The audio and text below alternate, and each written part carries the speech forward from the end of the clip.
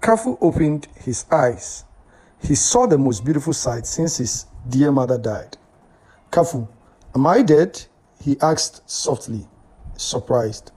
4 women laughed. They blushed and bit their fingers. Woman 1, not at all. Good, sir, you are a miracle to our island. Woman 2, our prayers have been answered. Kafu was surrounded by 300 women. Darkness waited where secrets lay.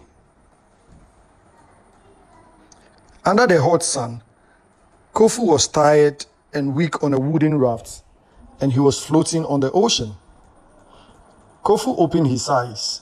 He saw seagulls and vultures flying above him. Suddenly, he heard loud female voices screaming.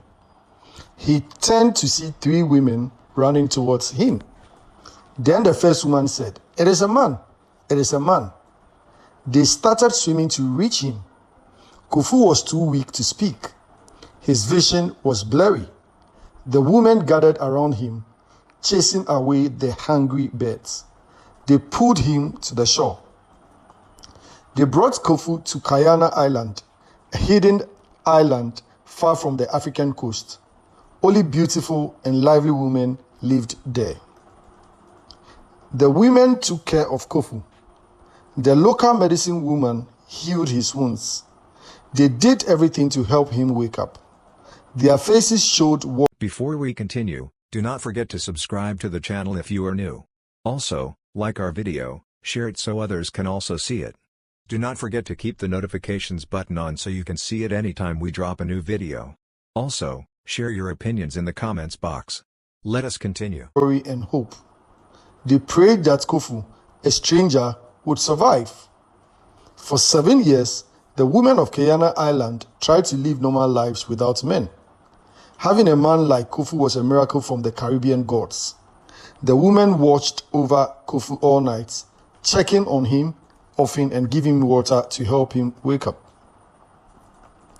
Early morning on the 3rd day, Kofu opened his eyes again.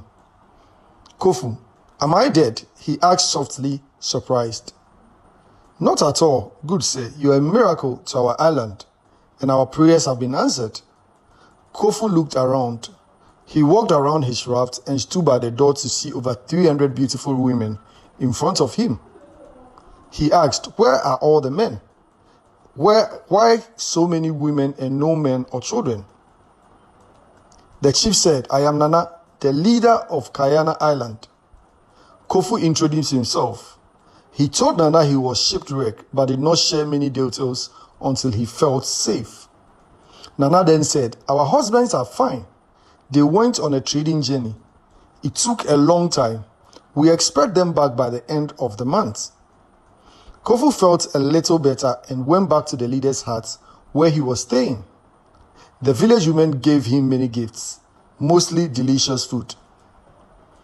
"Kofu, we are sorry. You have to eat a lot of food. Our island is blessed with many good things," one woman said. "Since you are the only man, you are lucky." Kofu enjoyed his time on the island. After about a week, he started talking with Nana and the other women. When he felt safe, he asked all the women to gather. Kofu said, "I want to share my story. I was shipwrecked with my mother during a trip across the Atlantic Ocean. Only my mother and I survived.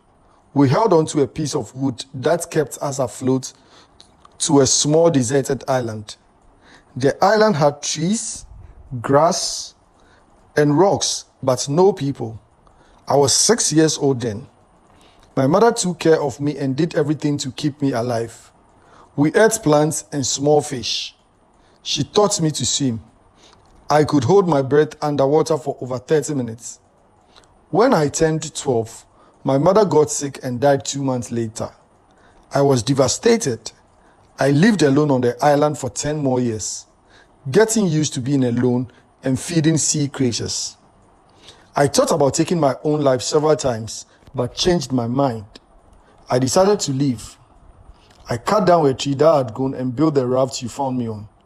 After floating for several days, I was exhausted and waiting for death when I arrived at your island. Half of the women were crying.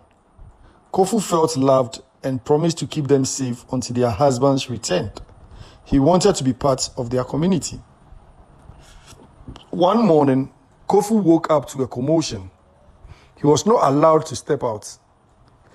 One woman said, "Please, Kofu, stay inside. It is for your own good." 3 women gathered the chief's hut with him inside. Kofu then asked, "What's going on?" 7 very beautiful women swam up from the ocean and walked into the village. The chief and some women approached them. "What do you want to do here?" the woman leader asked. "We smell a man's presence here. Bring him to us," another woman said. Then the chief said, "You have kept our man for 7 years. We don't understand what you are saying. Please leave us in peace." The leader of the 7 women laughed. She signaled her team. With a big jump, she flew into the air and landed in front of Kofu's hut. Her powerful landing shook the ground. A fight started at the river meeting point. Kofu was confused. Sadly, the leader used her power to open the door with a strong force. She walked into the tent where Kofu was held. 2 of the 3 women guarding the hut attacked the intruder with spears, but the leader waved her hand and both women were defeated by an invisible force. Kofu quickly grabbed one of the spears and struck the intruder, piercing her heart. He ran towards the other woman by the shore, seeing 6 of his women already dead on the ground. Kofu said, "Stop." He hit another intruder who screamed in pain. The leader realized Kofu was dangerous. She signaled her team and all 5 of them jumped into the ocean. They came out one last time to look at Kofu. Kofu stood proudly, shining in the sunlight. The women had changed into ugly creatures with eyes that could see into a man's soul. Kofu just asked, "What just happened?" But she did not answer. They buried the dead woman that night. The woman told Kofu the truth.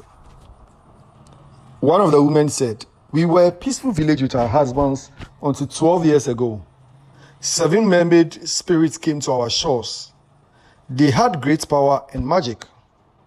With a strong spell, they captured all the men.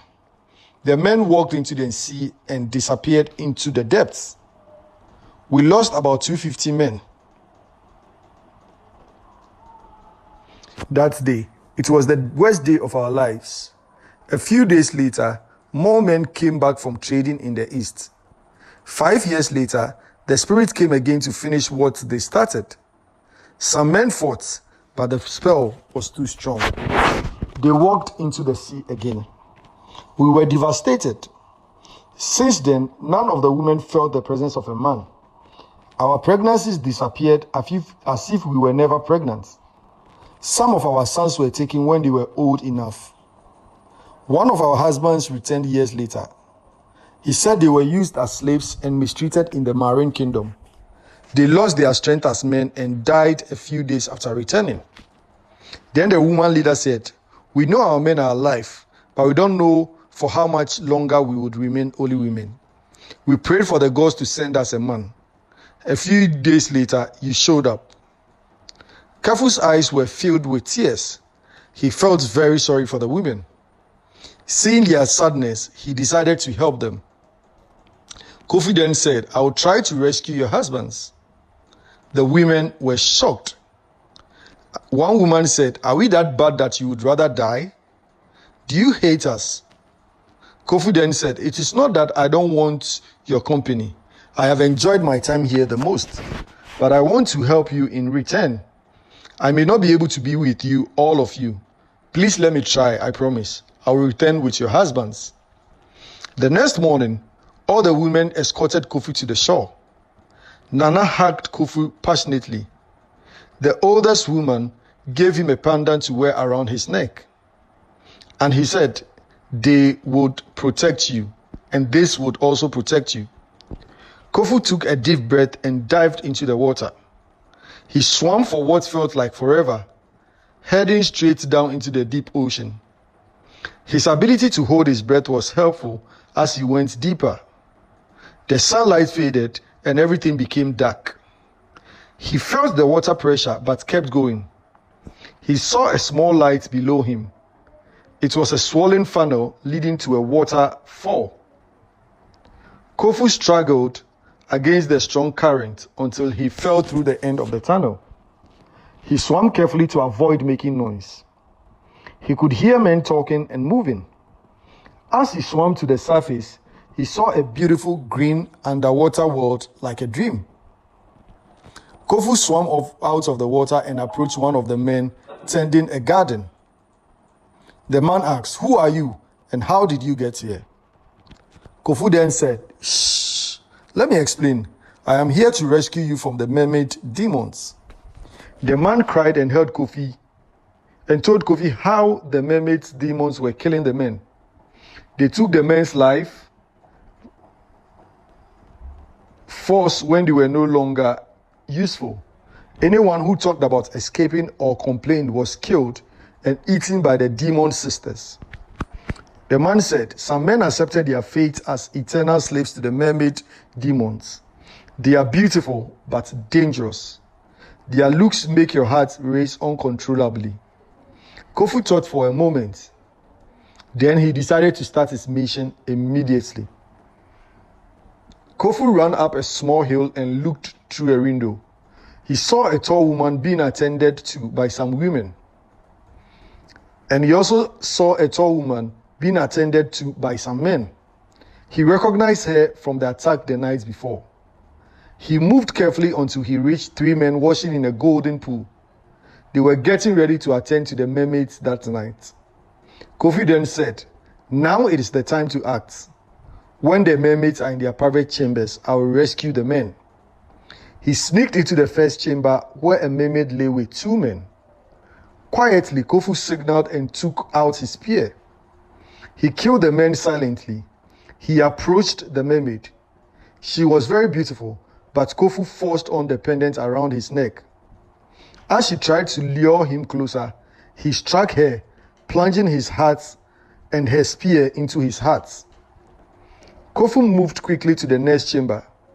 The second mermaid was equally beautiful and charming. She sensed his presence and turned to face him. Her eyes were full of anger. So the mermaid said, "So you have come here?" Kofu did not respond. He attacked with his spear. A short but fierce fight happened. Kofu quickly killed her by driving his spear through her back. The final and most powerful mermaid was waiting. She stood in the hall, her eyes blazing with fury and power.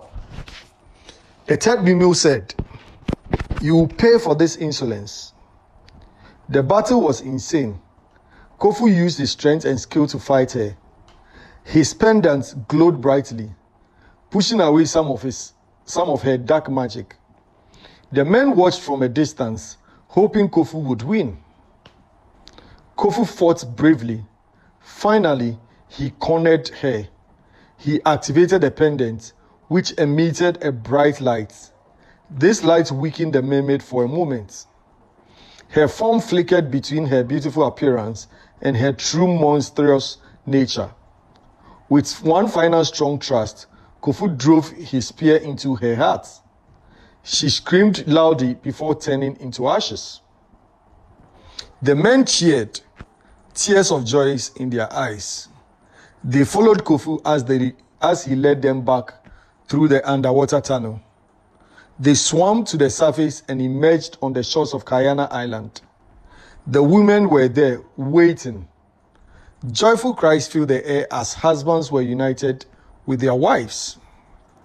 "You have brought us hope and restored our families. We are forever in your debts." Kofu was tired but happy. He nodded, feeling he had found a new home and family among the people of Kayana Island. The village celebrated his return. Kofu was hailed as a hero. The once deserted community was now full of hope and joy. Kofu had saved the men and given the women a chance at happiness and a bright future. On the sea, land of dreams and mystery, darkness waited where secrets lay. Mermaids had stolen the husbands. locking them in caves filled with fear. But hope survived. Kofu fought bravely through the night, guided by free spirits and nature's love. The women whispered ancient songs of strength and unity. Kofu's brave heart shone with the dance and with the chants of the sea, setting them free. Hearts unchained, breaking pain, dreams of home began to rise under the starry skies. Kofu had brought freedom and a new beginning to Kayana Island.